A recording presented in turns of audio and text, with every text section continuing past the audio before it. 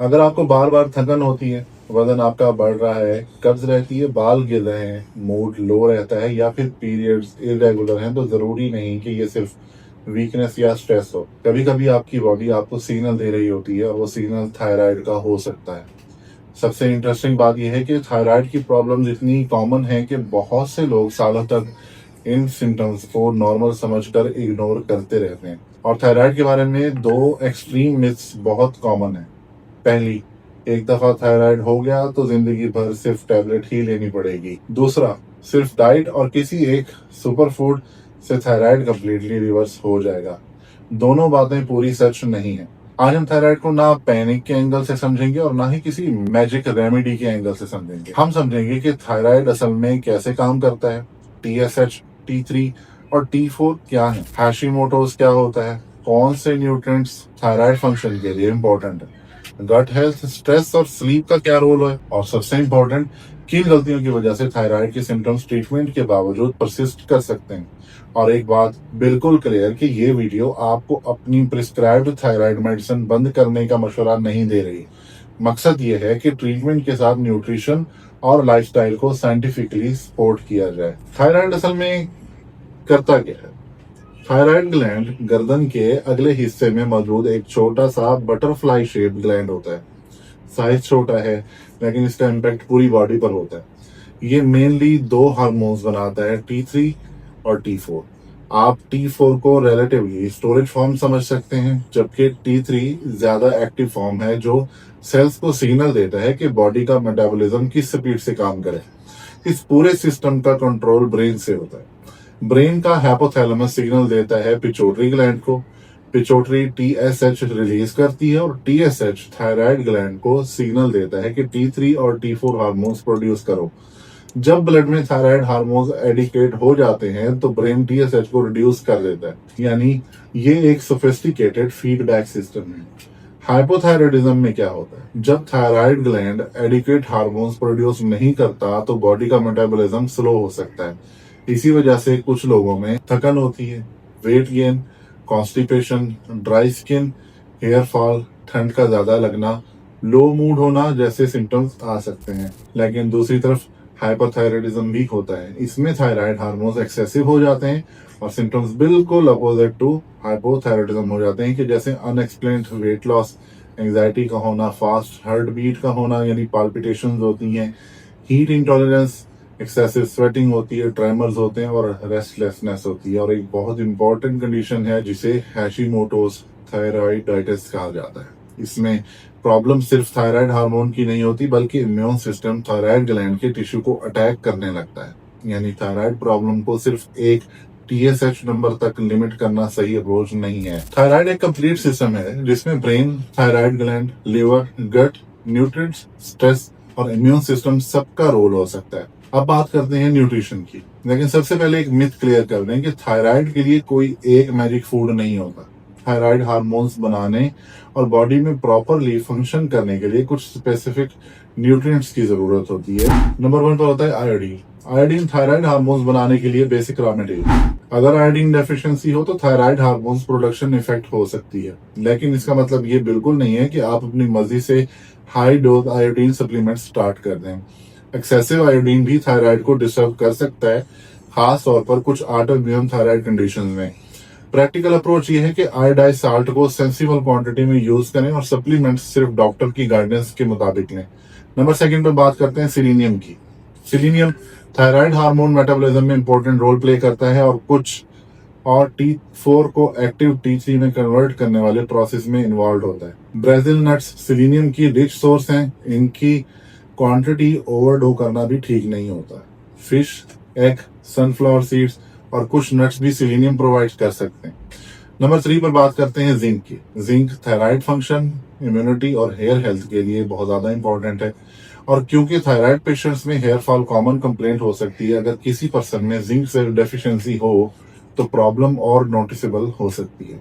Vegetarian source में pumpkin seed, चना, लोबिया, लेंटिल्स और नट्स सीड्स शामिल हैं। नॉन वेजिटेरियन सोर्सेज में एग्स, फिश और मीट जिंक प्रोवाइड करते हैं। नंबर 4 पर हम बात करते हैं आयरन की। आयरन थायराइड हार्मोन सिंथेसिस के कुछ इंपॉर्टेंट एंजाइमेटिक प्रोसेस के लिए जरूरी है। स्पेशली वोमेन में हैवी पीरियड्स की वजह से आयरन डेफिशिएंसी या लो फेरेटिन कॉमन हो सकता है। इसलिए अगर किसी पर्सन को फटीग है तो हर थकन को सिर्फ थायराइड की वजह समझना सही नहीं होता। कभी कभी आयरन डेफिशिएंसी भी फटीग के मेजर रीजन हो सकती है। Green leafy vegetables, lentils, eggs, fish और मीट डाइट में यूजफुल सोर्सेज हो सकते हैं। नंबर 5 पर बात करते हैं विटामिन डी और विटामिन B12 की। विटामिन डी इम्यून रेगुलेशन में इंपॉर्टेंट रोल प्ले करता है और कुछ ऑटो इम्यून थायराइड कंडीशंस में विटामिन डी स्टेटस को इवेलुएट करना यूजफुल हो सकता है। विटामिन B12 डेफिशिएंसी की वजह से थकन, कमजोरी, टीलिंग सेंसेशन और ब्रेन फॉग जैसे सिम्टम्स हो सकते हैं। इसलिए थायराइड पेशेंट में सिर्फ TSH देखना हर सिचुएशन में इनफ नहीं होता। डॉक्टर जरूरत के मुताबिक विटामिन डी, B12, फेरेटिन और दूसरे रेलेवेंट मार्कर्स भी इवेलुएट कर सकता है। प्रोटीन को इसमें इग्नोर मत करें। थायराइड हेल्थ की डिस्कशन में प्रोटीन को अक्सर अंडर एस्टिमेट कर दिया जाता है। थायराइड हार्मोन्स की सिंथेसिस के लिए अमाइनो एसिड की जरूरत होती है और एडिकेट प्रोटीन मसल मास को प्रिजर्व करने और ओवरऑल मेटाबॉलिज्म को सपोर्ट करने में भी इम्पोर्टेंट है। दाल, दही, पनीर, अंडे, फिश, चिकन और टोफू जो फूड्स आपको टॉलरेट करते हैं उन्हें बैलेंस डाइट का हिस्सा बनाया जा सकता है। हेल्दी फैट्स भी इंपॉर्टेंट है। ओमेगा 3 रिच फूड जैसे fatty fish, walnuts, flax seeds और chia seeds overall inflammatory health को सपोर्ट कर सकते हैं। लेकिन repeatedly heated oils, excessive fried foods और अल्ट्रा प्रोसेस्ड फूड्स को रूटीन डाइट का मेजर हिस्सा बनाना अच्छी चीज स्ट्रेटेजी नहीं है। गट हेल्थ का क्या कनेक्शन है इसमें? थायराइड और गट हेल्थ के दरमियान कनेक्शन को भी इग्नोर नहीं करना चाहिए कि फाइबर रिच फूड्स, दही, छाछ और suitable fermented foods, cooked vegetables, diverse plant foods इसको सपोर्ट कर सकते हैं। और अगर गट में कोई क्रोनिक डाइजेस्टिव प्रॉब्लम है तो उसे इग्नोर करना भी ठीक नहीं है। परसिस्टेंट एसिडिटी, रिकरेंट डायरिया या लॉन्ग स्टैंडिंग डाइजेस्टिव प्रॉब्लम्स की प्रॉपर इवैल्यूएशन जरूरी हो सकती है।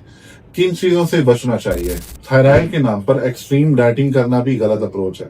Excessive sugar, ultra processed foods, crash dieting, unnecessarily extreme low carb diets, excessive alcohol और रैंडम सप्लीमेंट से बचना बेहतर है। और क्रोसिफेरस वेजिटेबल्स जैसे कैबेज, ब्रोकली और कॉलीफ्लावर के बारे में भी अननेसेसरी फेयर होता है। नॉर्मल फूड क्वांटिटीज में, खास तौर पर कुक फॉर्म में, ये वेजिटेबल्स जनरली डाइट का हिस्सा हो सकती हैं। प्रॉब्लम ज्यादातर एक्सट्रीम क्वांटिटीज और एक्सट्रीम डाइटरी प्रैक्टिसेस में होता है। सिंपल रूल याद रखें कि बॉडी को नॉरिश करें, अननेसेसरी इन्फ्लेमेशन को रिड्यूस करें, गट हेल्थ सपोर्ट करें और एक्सट्रीम डाइट से अपनी बॉडी को कंफ्यूज ना करें।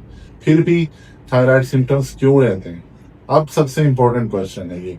अगर मेडिसिन चल रही है और रिपोर्ट्स भी ठीक आ रही हैं, फिर भी कुछ लोग कहते हैं कि डॉक्टर मेरी फटीग खत्म नहीं हो रही, वेट कम नहीं हो रहा, हेयर फॉल अभी भी है। इसकी एक वजह यह भी हो सकती है कि हार्मोन रिप्लेसमेंट और अंडरलाइंग फैक्टर्स को इम्प्रूव करना दो डिफरेंट चीजें हैं। नंबर 1, क्रोनिक स्ट्रेस हो सकता है। जब बॉडी कॉन्स्टेंटली स्ट्रेस में रहे तो कॉर्टिसोल और स्ट्रेस रिस्पॉन्स सिस्टम डिस्टर्ब हो सकता है। पुअर स्ट्रेस मैनेजमेंट स्लीप और ओवरऑल मेटाबॉलिक हेल्थ को अफेक्ट कर सकती है। इसलिए स्ट्रेस को सिर्फ मेंटल इश्यू समझना ही सही नहीं है। नंबर 2 पर पुअर स्लीप।